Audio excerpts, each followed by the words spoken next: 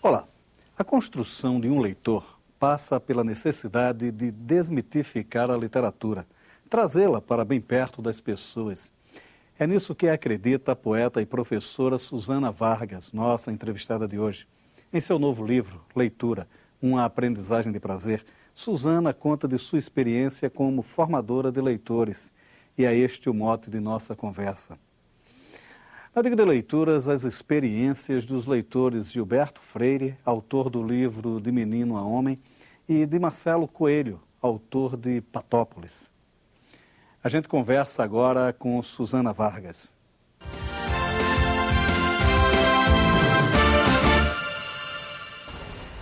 Susana, Leitura, uma aprendizagem de prazer.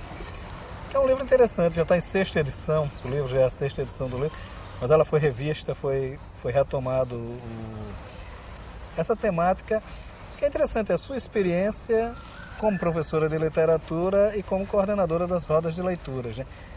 Como é que nasce o livro, como é que...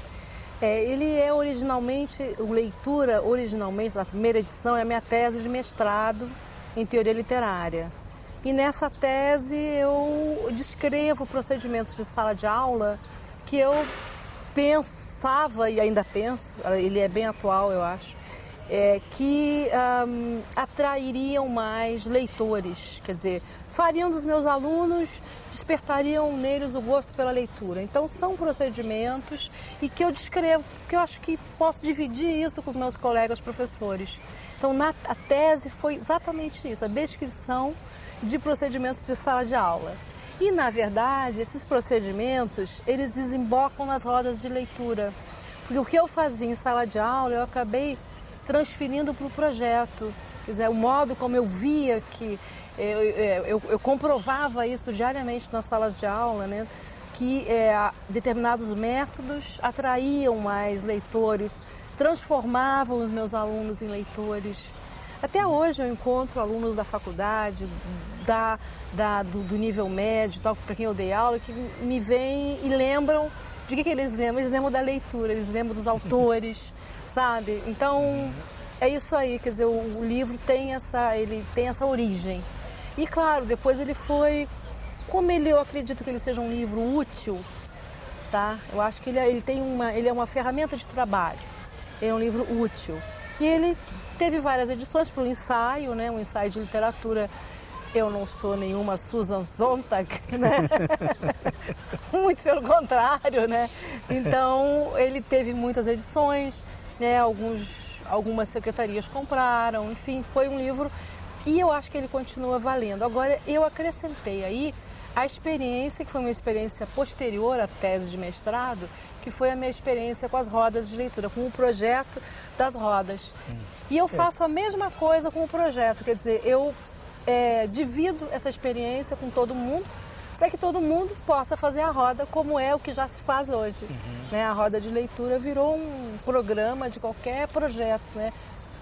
Digamos que tenha o livro e a leitura como protagonistas, eles trabalham com rodas de leitura.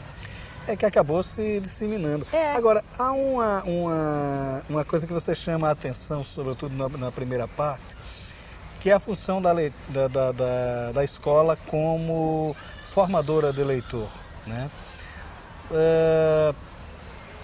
Que é uma coisa interessante. Você faz um certo contraponto entre a possibilidade dela formar esse leitor e a possibilidade dela matar esse leitor. Né? Quer dizer, como é esse contraponto? Eu ainda acho que é na escola que as pessoas descobrem a leitura. Porque é difícil a família ter livros em casa, pelo menos em uma determinada classe, né? Quer dizer, é difícil porque os pais, em geral, não têm o hábito da leitura, né? E isso se passa quase por osmose, né? Você tem livros e você quer saber o que tem dentro dos livros. Mas se você não vê livros em casa, você vai ver televisão, você vai fazer uma outra coisa, né? Então, eu acho que é na escola que o hábito se forma, eu penso assim. Agora, no livro, eu mostro, né, quer dizer, que isso acontece E qual o papel da escola nisso tudo? Determinados procedimentos da sala de aula podem matar um leitor, né? E eu acho que até hoje isso acontece, né? Por exemplo, né? Acho que até no primeiro segmento do ensino fundamental isso não é tanto. Os professores, aqueles que entendem e dão importância e são leitores, eles trabalham razoavelmente a literatura e a leitura. Agora, no ensino médio, por exemplo, é um horror. Ensina-se ali muito mais a história da literatura e a teoria da literatura do que propriamente se lê, né? Ou se, quer dizer, o que é? Um desfilar de ensino, de estilos de época. Ainda isso, eu acho inacreditável que até hoje se ensine literatura através dos estilos de época, né? Então, você decora nomes de autores, de obras e não lê, que é a melhor coisa, você fica sem. Decora todos os ismos.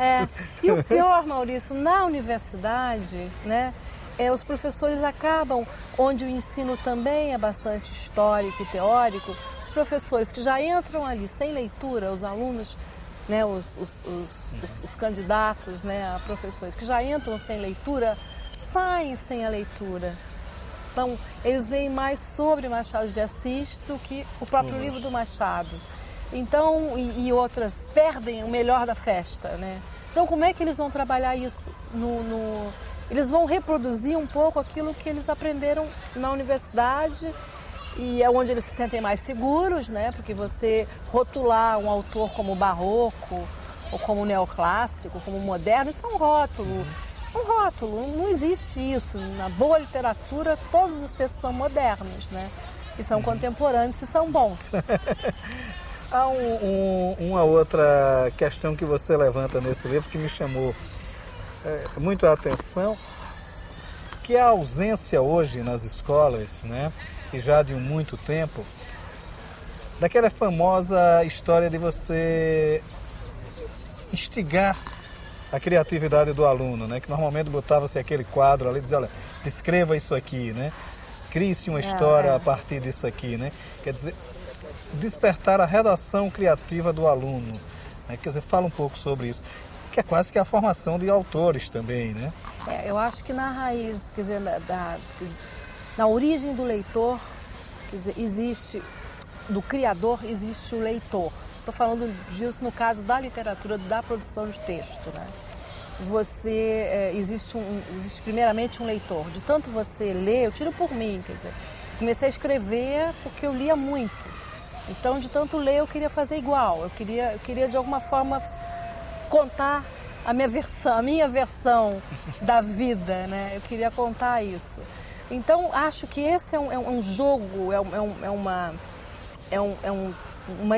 essa é uma estratégia de trabalho, a estratégia de transformar o leitor num criador, por exemplo, né? A leitura, a criação de texto como estímulo à leitura, né? Essa é uma estratégia que muitos professores perdem. Se ele é um conto, você pode pedir para o aluno contar a versão dele, né? Inventar, reescrever aquele conto de uma outra forma, continuar esse texto, né? Aproveitar os textos para que eles possam servir de estímulo para trabalhar outras artes, o desenho, a pintura, entendeu? Você lê o texto e o texto te estimula a criar, né? A criar uma outra coisa, uma outra mídia, por exemplo. Falando agora, né, modernamente, né, as mídias, né, diferentes que um texto pode ter. Né? Ler um conto, transformar numa história em quadrinhos. Né? Ler um poema e, se o poema é factual, contar a história, se é possível contar uma história num poema, né? Através de um poema, né? A partir de um poema. Enfim, o texto sempre servindo como referência para a criação. Embora hoje eu, até refletindo melhor, né? Ler melhor também depende da prática da escrita. Quer dizer, é uma coisa que depois de muito também refletir e atuar nessa área de leitura, né? Eu vejo que a pessoa lê melhor quando ela escreve sobre um texto, ou a partir de um texto, ou se expressa por escrito. Porque a expressão por escrito obriga essa pessoa a produzir e a organizar, ordenar também, né? Então é uma via de mão dupla, uma coisa auxilia a outra, né? E é isso que é o melhor da festa. Você fala muito da importância da professora, do professor ali, daquela coisa. Eu lembro de um depoimento curiosíssimo do Inácio de Loyola Brandão. Ele é conhecido por carregar uma caderneta onde ele anota tudo. E ele diz, foi uma professora que me ensinou a fazer isso. Pega uma caderneta e anote tudo que é interessante, porque eu quero que vocês cheguem aqui e descrevam como é que foi interessante o seu dia. Quer dizer, a partir daí ele criou-se, quer dizer, de uma certa ludicidade de uma professora, criou-se um dos maiores escritores da língua portuguesa. Né? Quer dizer, essa importância da professora, que você salienta muito no livro. É fundamental. O professor leitor, né? Que é raro, é mais raro. O professor leitor que sabe o que fazer com um livro, ele vai trabalhar justamente esse lado, né? Esse aspecto, né, da leitura, que é o estímulo à criação. Então, o professor, sabendo ler, ele vai automaticamente, quer dizer, ele vai criar formas de trabalho, né? Aí eu também falo, quer dizer, voltando à questão das rodas de leitura, né? O que eu fazia nas rodas era o que eu fazia em sala de aula, o que eu, de alguma forma, levei para a roda de leitura, que é a leitura em grupo, a leitura em conjunto. Eu lia e todos liam comigo, em sala de aula. Qualquer aluno meu lembra disso, né? Lembra, né? E depois nós conversávamos sobre o livro, mas não era uma conversa, não era uma aula, não era nada, era uma conversa. E a partir dessa conversa eu ia introduzindo alguns conceitos até de teoria da literatura, mas eles nem percebiam isso, né? Eles iam curtindo, conhecer mais o texto, pensar um texto, que é uma delícia você ver como um texto se constrói, você, né, perceber isso quando lê. A roda de leitura era basicamente você levava um autor, né, para um auditório. Isso. As pessoas ali, ele lia o texto junto com o auditório Isso. acompanhava, né, e depois havia um debate. Havia muito, quer dizer, é uma troca muito interessante, porque é direto com o criador, né? Mas eu lembro que sempre havia algumas surpresas do próprio criador. Nem ele saber, né? Como era isso também? Às vezes um escritor escreve, quer dizer, o texto é do mundo, né? E ele muitas vezes não se dá conta do que fez, né? Ele não percebe. Agora eu queria falar com você sobre um aspecto da roda, que no início do projeto, eu não levava só autores. Eu levava grandes mestres e que sabiam trabalhar um texto com o público, né? E isso estimulava muito também. Eu lembro do Boris Schneiderman lendo Dostoiévski.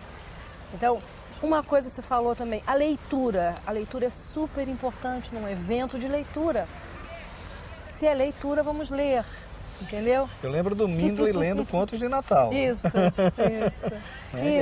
E também eu acho que quando eu falo se é leitura, vamos ler, eu quero, com isso, talvez vá um pouquinho de crítica, por exemplo, a programas de leitura que apenas se restringem à contação de histórias.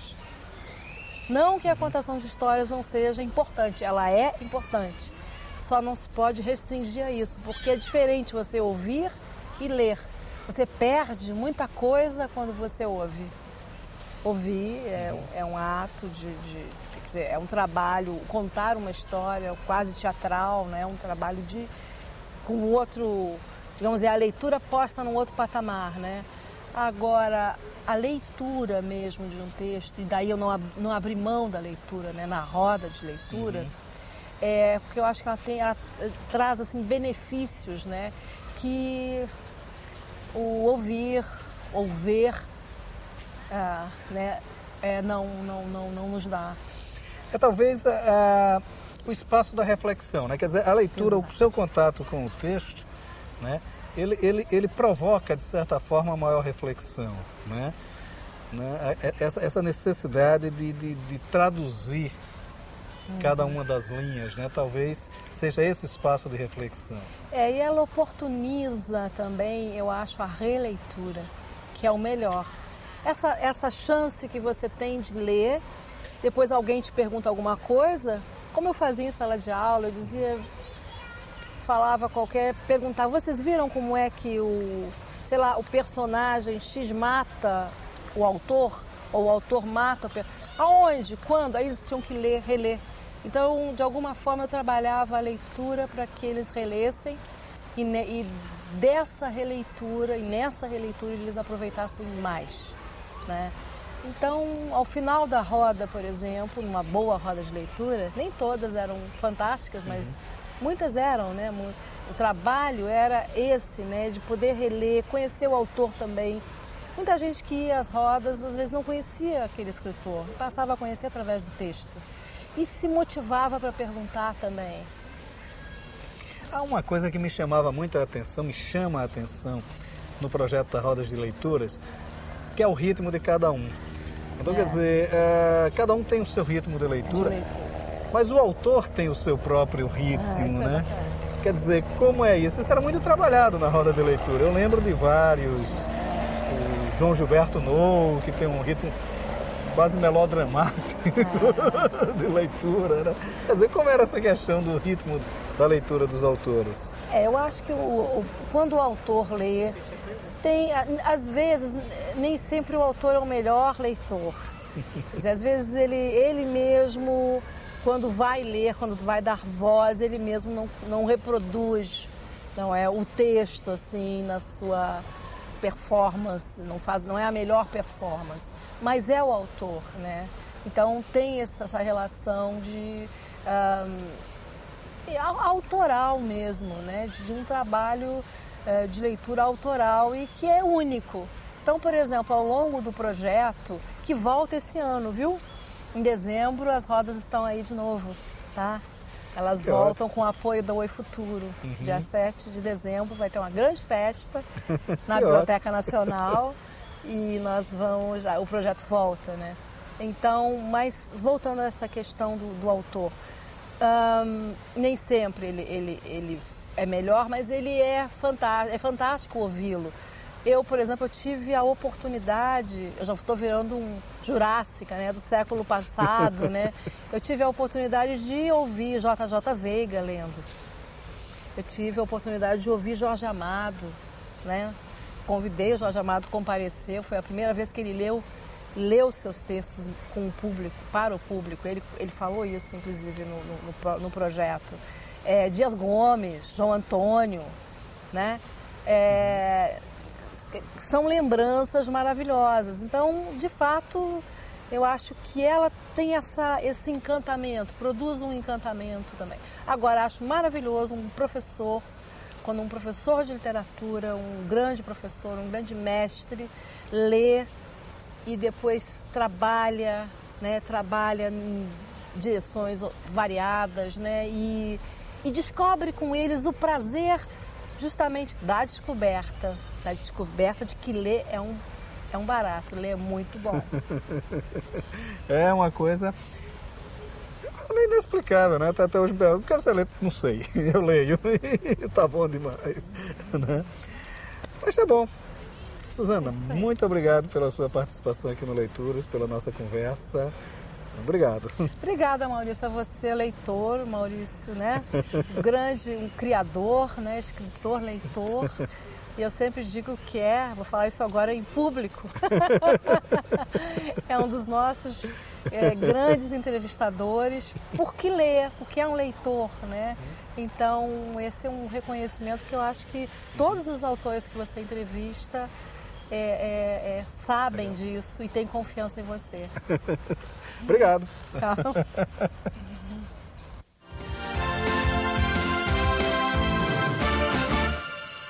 A vida inventada.